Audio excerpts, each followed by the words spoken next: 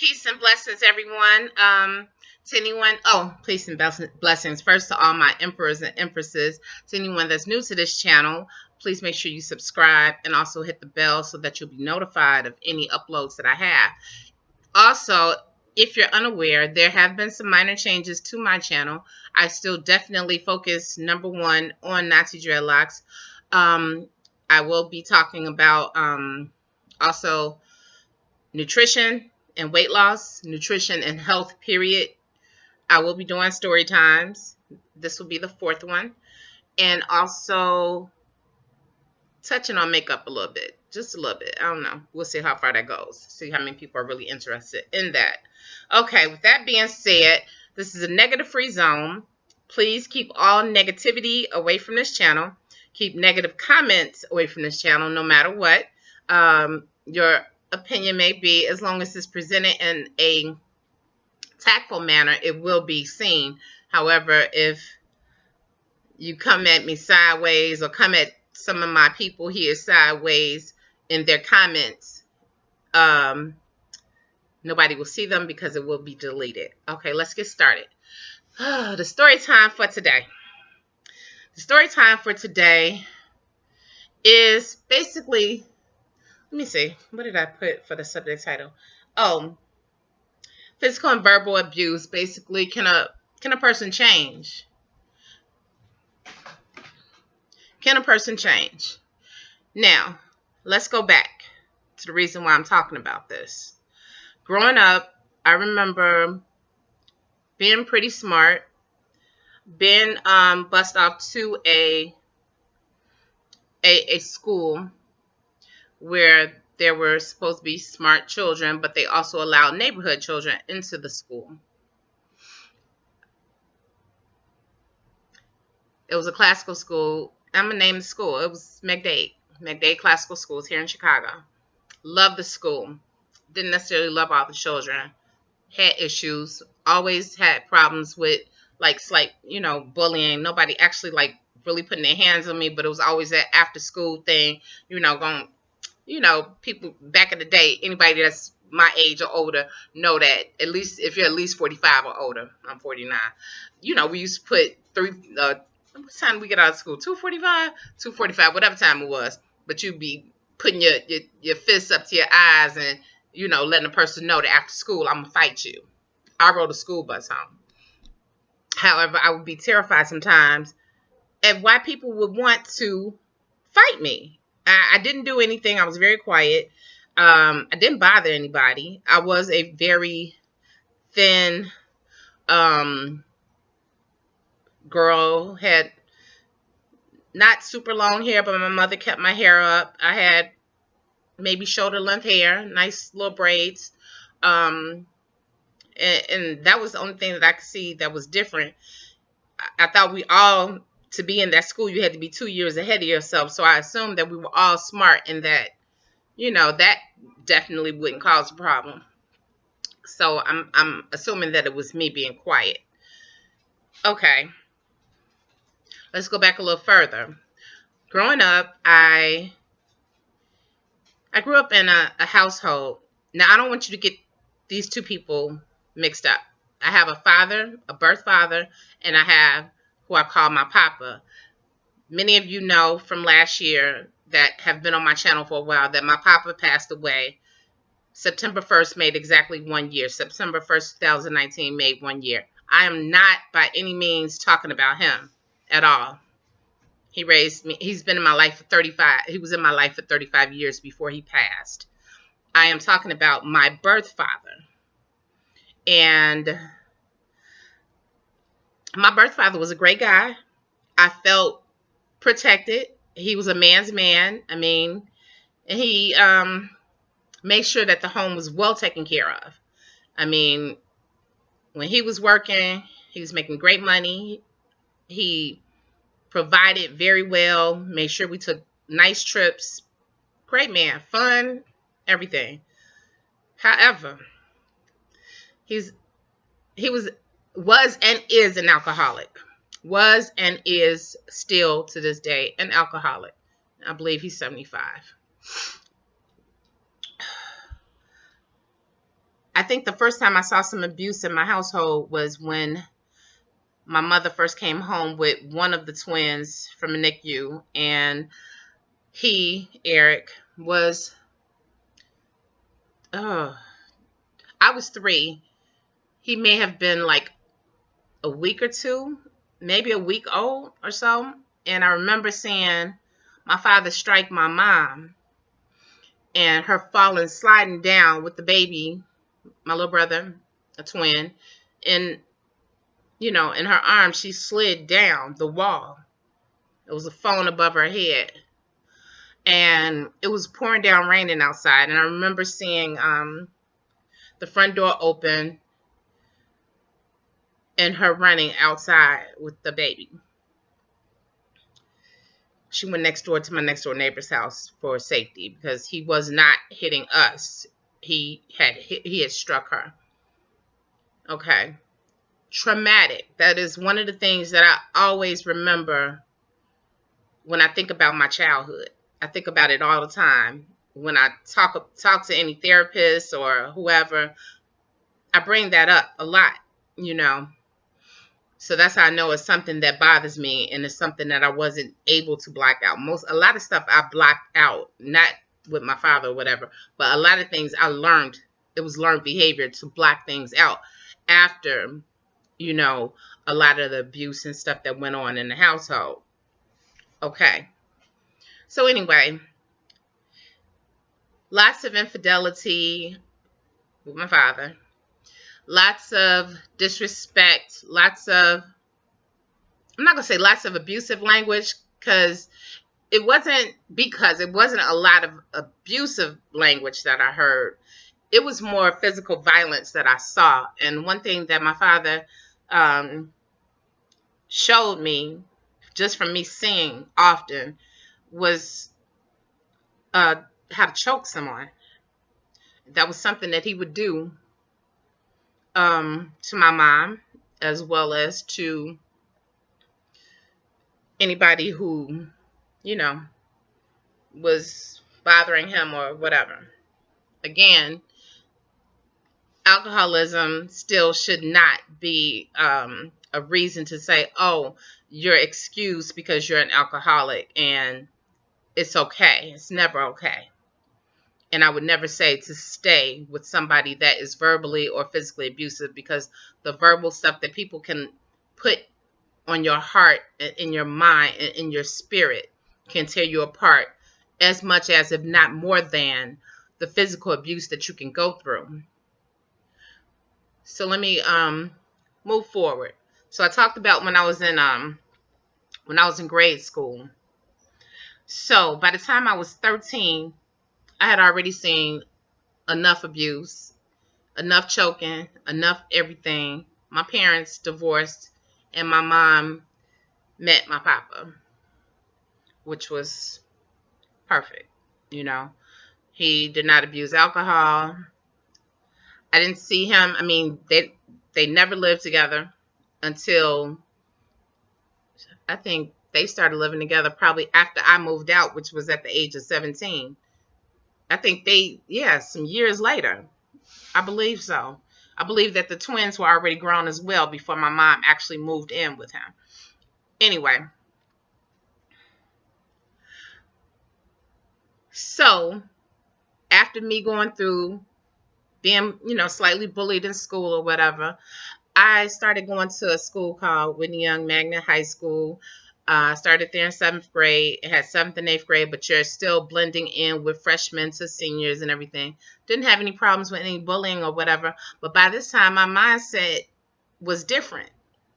I was not going to be bullied. I was not going to be bothered, and nobody wouldn't dare, in my mind, put their hands on me. I did start finding out some things about myself that I didn't particularly like, though. I found that, I had this thing with checking people. I would say whatever it was that I wanted to say, even if it may be hurtful or so. People, I noticed that people would be kind of cautious with whatever they would say to me or around me or whoever I was with. It was just, I don't know. It was just something that just developed. Later on in life, okay, throughout high school, I was fine. Didn't have had one person that I thought I might have probably bumped heads with and possibly was gonna fight, but we wound up being really good friends. So, okay, high school is over. Now relationship times happen. I mean, like, more serious relationships. And I found out that when people hit a nerve with me, that I could be very verbally abusive. I could go there. I could cut with the best of them, and it was just something. It wasn't something that I wanted to do. It was just something that just came about. It was just how I'm not saying this is a Chicago thing or this is a good thing or anything. It was just some things that had developed over some years. So never really liking to be with one person or whatever. I dated around, and I would I would speak my mind. At this time I hadn't put my hands on anybody. At this time I hadn't. But I would say I had a good 10-year span in which it just seemed like I was fighting all the time. Either somebody that I was dealing with was starting to fight, trying to start a fight with me, which definitely was not going down, or I was being verbally or physically abusive to them. In the beginning, nobody could come for me on the abusive side, the mental abuse. I would say that verbally, only one person really got into my head in all these years. One person got into my head, and that's because I was on a mission and they weren't going the way that I thought that they should be going with my mission. So, and they would do things and challenge me emotionally. But anyway, so I would say I can't remember the first person that I put my hands on, but after I did it, I just remember feeling like I didn't feel embarrassed. I didn't feel ashamed. I didn't feel sorry. I didn't really feel anything. I just felt like, okay, so now what? You know, and then expecting you to be okay with it. This is sober. This is completely 100% sober. This is just anger. And sometimes it would be reciprocated, and then sometimes the person wouldn't even bother with trying to fight me. Just so you all will know, a lot of people think that men can't be abused, and I'm just putting this out here. I'm not saying who I've abused or anything like that, but just to say, a lot of people think that men can't be abused. Men can be verbally, emotionally, physically abused as well. And if you're too scared to talk to anybody about that, sorry for you. I mean, you need to get it out. Talk to somebody, talk to a therapist or whatever, and get some help, because it can bring about a lineage of abuse, or it could destroy you in different ways. So as the years went on, um, I continued to fight. I did. I continued to fight. Mostly the people that I was dealing with. I wasn't just like fighting people out in the streets, like that. It was people, it was relationships. That's where I learned it at. I learned it from a relationship. I learned it from the marriage of my parents. And, I started being praised for it. And at the time when I was being praised for it, because I was a daddy's girl, I adored my father, and I love my papa. I adore my father, and receiving any type of adoration, being reciprocated back from him, was always a great thing, a great feeling. So he would always be like, yeah, you good. You just like me. You know how to choke. You know how to choke. And it was like, I was twisted because that's what I had seen for so long. I was twisted. I was like, yeah, I am, and I do it well. I did choke somebody out in a bar one time for coming in between a family thing. So that's the only time I really remember like choking a complete stranger. And the only thing that saved me was an organization that I belonged to, and the person that owned the particular billiards room was of the same organization. So that kept me from going to jail. Um, but I put my hands on so many people over and over again, choking, being praised about it, talking to my parents both about it, hearing what my mom had to say, and then being uplifted, by my father, you know. So it was emotional turmoil in my head. It's like one person I know I hated seeing being abused, and the other person who I loved and adored or whatever, I hated seeing them be abusive. I never wanted to be either person. I didn't want to be the person that was the receiver, and never wanted to be the person that was being the giver. But the one thing that stayed on me more was like, I am never going to be the person that receives that type of treatment. I'm not going to be that person. I have watched one, two, three people in my family, or three generations. No, I would say two generations. My generation count. Okay, three generations of people dealing with domestic violence, verbal abuse, all of that type of stuff. And even being a hairstylist for as long as I was a hairstylist, I heard so many stories of people sitting in my chair and they were going through verbal or emotional or physical abuse and everything. Still didn't make me change my ways. Add on top of that, now I'm young. I'm 18 when I started doing hair. That was 1988. I'm partying. I started, long before then, I did start drinking, and but not to the point where it was just like, I'm intoxicated, I'm wild, I'm loose, whatever. It would just be enough to just like heighten a situation if somebody, you know, triggered a feeling. And yeah, I think that it went on and on and on.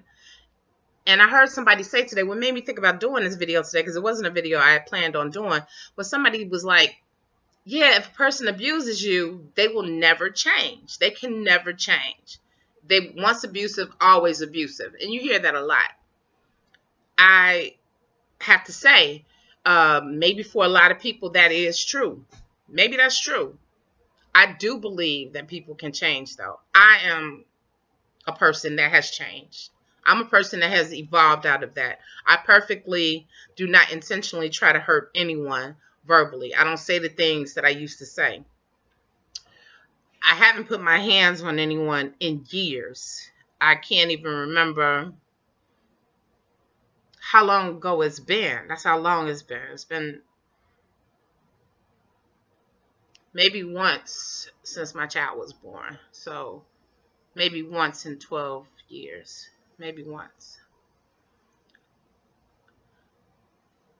But you have to have a strong desire to do so. And you also have to be, if you're the person on the receiving end, you have to be a strong person to get up out of that situation. You can't sit around. Now, like I said, this went over some years. This went over a nice little time span that I did the abusing. And eventually I had one person that decided to show me what it felt like to be choked. And yes, I would say that was kind of like a turning point of when I said, I don't want to choke anybody else, because I had almost blacked out. And I was like, that's not a good feeling. But it didn't stop. It didn't stop then. That's why I say, do not stay in an abusive relationship, because you don't know when a person is going to be ready to change, or when, when it's going to happen. So I would definitely say, don't stay in a situation expecting change. I would say, yeah, evolving as a Nazi dread, trying to be more peaceful, not wanting any problems, not definitely not wanting to go to jail because I don't want a day away from my child. I love her that much that it's easy. It's easy. And people, trust me, people push my buttons. I'm not going to say on a daily basis, but you know, people push my buttons still. Just yesterday, somebody pushed my button. I wasn't in front of them. I was over the phone, and I politely just removed myself from that situation and hung up the phone. It was my doctor. Yeah, it was my doctor. She needs to retire. My psychiatrist, to be more exact. She's 80 years old, has retired twice and came back, and we were doing good. This was the person I just started with this year. And past 3 times that I talked to her or seen her, 2 times I saw her, and 1 time I talked to her over the phone for the first time. She was very rude, very degrading, very negligent in being professional. And I just removed myself. I learned how to remove myself from anything that can cause me to have anxiety, because any type of excitement, anger, any type of serious emotions can cause me to have like some type of anxiety or panic attack. I can have a full-blown panic attack. I've learned how to control them better, way better than I did in the beginning. Once I saw what it was that was tricking it off. But I've changed. I've changed because I had a strong desire to. My child, I honestly believe that my child has played a great role in me changing, because I have to be a great example to her. And I had never loved anybody.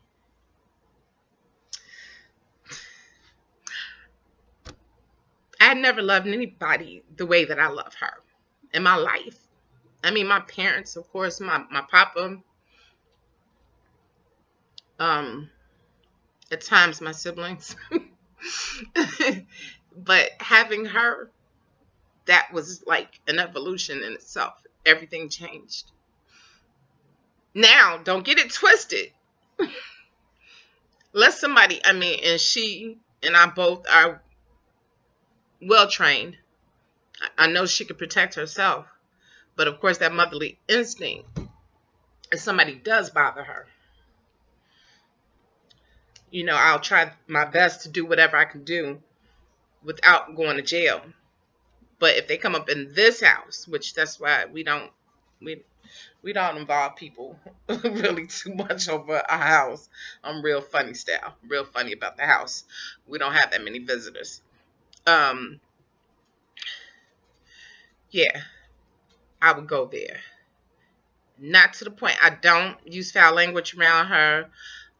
I don't allow her to see me, like act any kind. Matter of fact, I haven't even really had any reason to act any real crazy kind of way, since she's been born. She's changed my life. I've been in therapy forever. Not for that, but because of the panic attacks and all of that. And yeah, a person can change. You're looking at a person right now. If you come to my channel, if you watched any of my videos, you can see it. I do fall short at times. I can. Not face to face, I really haven't. I've done so over the phone. I really tried to just hang up. But I would say that I probably got close to maybe 2 people, and no, really just one person, and we're still really, really, really, really cool. And I felt like we both were out of line. They really hit a nerve, and I came back on them and said what I said, and honestly felt bad about it. Felt real bad about it. So I don't do those things anymore. I try to talk to somebody before acting out. I try to think about what can happen if I do act out. I mean, people are running around here with all types of mental illnesses and stuff that have access to all types of weapons, AK-47s, and people will shoot you for honking at them at a stop sign and they didn't move fast enough. I know it irritates me. I don't honk at people. I really don't. Not here in Chicago. I don't know how it is wherever you are. Comment down below if people have road rage. I know in Las Vegas they crazy with it. Possibly New York. I'm not sure. But if you have dealt with the road rage thing, comment down below where you're from and let me know about the road rage or whatever that it goes on wherever you live. Just comment down below where you live. If you've ever been in an abusive relationship, I'm not asking you to comment down below and say that you have or haven't unless you choose to. If you've ever been an abusive person and have changed or have not changed and want to change, you can email me. You can hit me up on Messenger. I'm not saying I'm definitely not a psychiatrist, obviously, but I have had a lot of psychiatric care, not for, well, yeah, some for the abuse, some for, I'm open and honest with them, with everything. So, but I didn't go for anger issues or anything like that. It was, like I said, because of the panic attacks. But if you have been in a situation where you have seen a person actually change, also I'm much older now too. I mean, we're talking about in my 20s when I was really like revved up with it. I would say by the time I was 30 and had already made a decision that I only wanted a baby or no, I wanted to have a child. Yeah, that's when things, kind of chilled out for me. So yeah, I was verbally, physically, emotionally abusive. I mean, because if you mess with somebody's spirit, I mean, you can, totally mess up their emotions. I used to be scared to go to school. My emotions were tore up, I didn't like it. And then what you put out here, you surely will get back. I believe in that now. I didn't know anything about that back then. I didn't know anything about the universe. I'm talking about like when I was a kid and I was watching things my father was doing. All I could say is get up, get off of her, whatever. Being praised for being able to choke somebody is not nothing you should praise your child for. Not unless they had to do it. And then you don't praise them, you tell them, well, you had to do it. You had to protect yourself.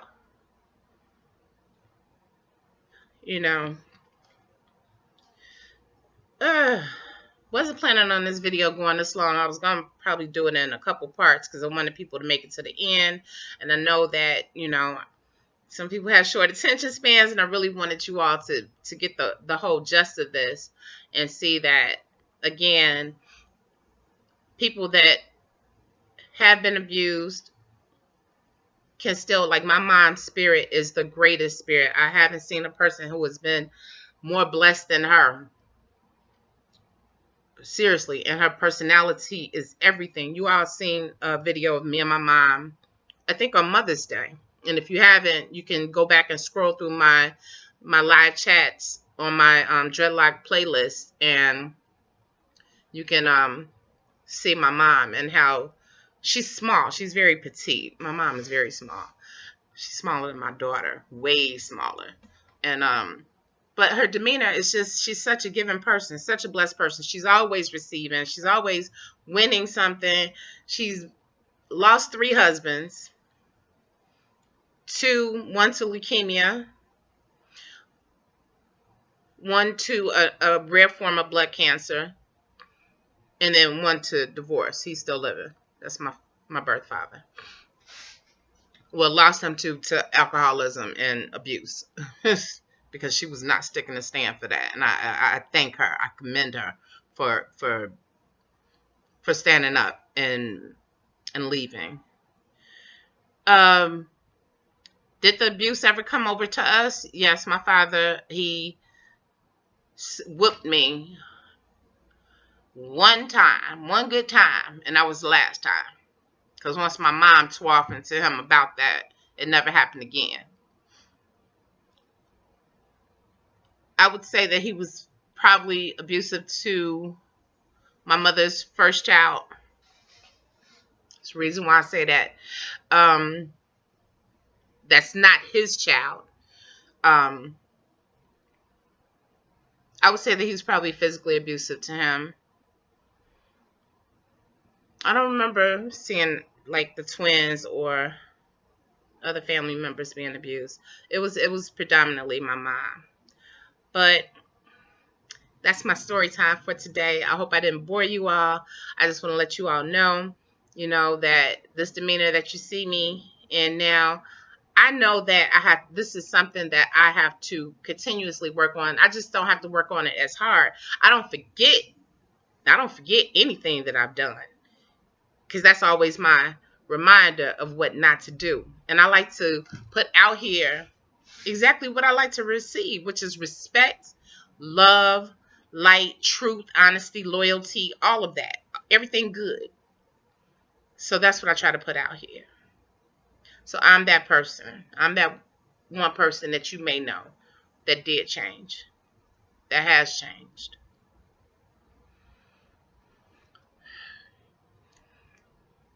I gotta go. Peace and love.